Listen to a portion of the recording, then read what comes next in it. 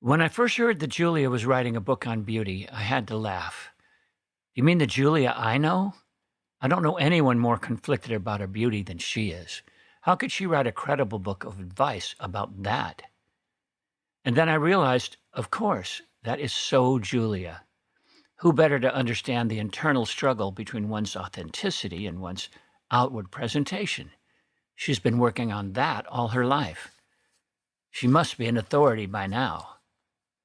Let me take you back in time. So it's 1991.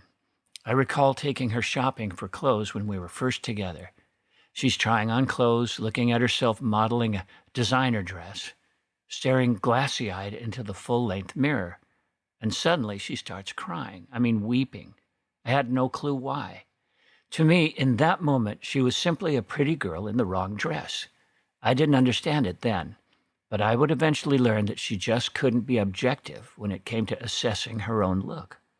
Her inner critic was so angry, so loud, she couldn't hear me tell her how beautiful she was.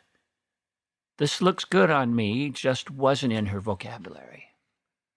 Once, when we were doing an interview for Home and Garden TV, showing off our new home, the interviewer inquired, "It's so unusual for the husband to be so involved with the interior design. Usually the husband does the landscaping and the wife does the interior decorating." And I replied, "Oh, it's still that way here. Julia's very much in charge of the interiors, but more like in charge of the spiritual interior of our home, which is everything you don't see." I saw early in our love affair that Julia was actually a stunning beauty in disguise.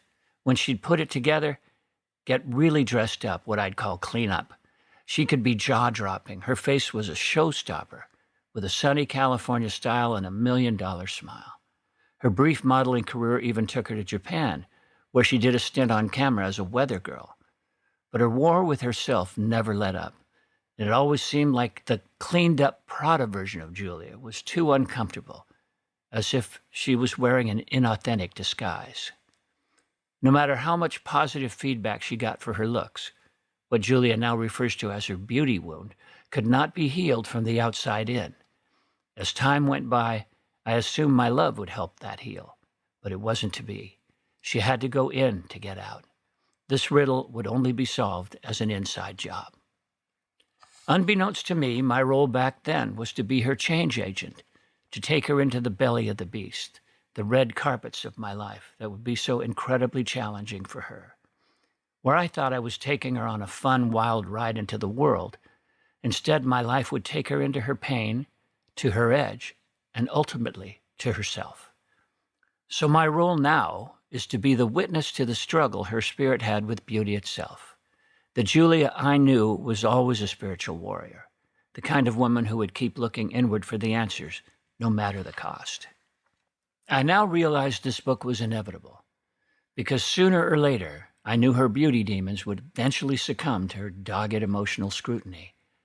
Her struggle is exactly what brings credibility to this book. It's the inner journey that brings peace, and it's the inner peace that creates beauty.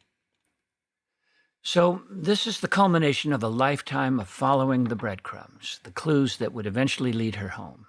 If you can relate to her struggle, if you still feel like a stranger in your own strange land, you just might find your keys out of hell here.